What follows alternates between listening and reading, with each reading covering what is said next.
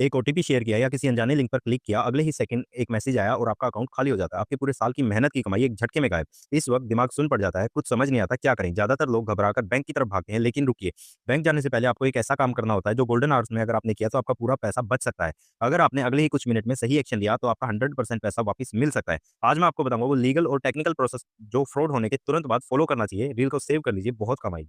Fraud होने के तुरंत बाद सबसे पहला काम फोन उठाइए, तुरंत डायल करें 1930। ये गवर्नमेंट ऑफ इंडिया का national cyber crime helpline number है। इस प्रोसेस को हम फाइनेंशियल फ्रॉड रिपोर्टिंग कहते हैं। काम कैसे करता है? जैसे ही आप 1930 पर कॉल करके बताते हैं कि मेरे साथ फ्रॉड हुआ है, साइबर पुलिस तुरंत उस स्कैमर के अकाउंट को फ्रीज कर देता है। चोर ने आपसे पैसे चुरा लिए पर वो उस पैसे को निकाल नहीं सकता, पैसों पर लीन लग गया है। अगर आपने फ्रॉड होने के 1 घंटे के अंदर कॉल कर दिया तो 90% चांसेस है पैसा वापस मिल जाएगा। अब आते हैं दूसरे स्टेप पर, बैंक की जिम्मेदारी। आरबीआई का 2017-18 का सर्कुलेशन साफ कहता है, अगर आपके अकाउंट से अनऑथराइज ट्रांजैक्शन यानी फ्रॉड हुआ है और आप 3 दिन के अंदर बैंक को इन्फॉर्म कर देते हैं तो आपकी लायबिलिटी जीरो है। मतलब चाहे 10,000 गया हो या 10 लाख, बैंक आपको पूरा पैसा वापस करेगा।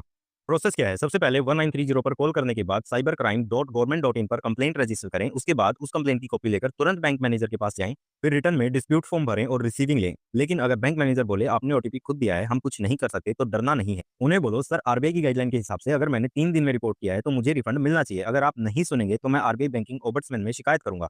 बैंकिंग ओबड्समैन का नाम सुनते ही बैंक वाले हरकत में आ जाते हैं। आप cmc.rbi.org.in पर घर बैठे बैंक के खिलाफ शिकायत कर सकते हैं। तो दोस्तों, फॉर्मूला याद रखें, फ्रॉड होते ही 1930 पर कॉल करें और फिर 3 दिन के अंदर बैंक विजिट करें। इस वीडियो को अपने फैमिली ग्रुप में जरूर शेयर करें, क्योंकि स्कैमर्स का अक्सर टारगेट बुजुर्ग लोग होते हैं। ऐसी ही डेली लीगल अपडेट्स के लिए लीगल डाउट्स को सब्सक्राइब कर लें। जय हिंद।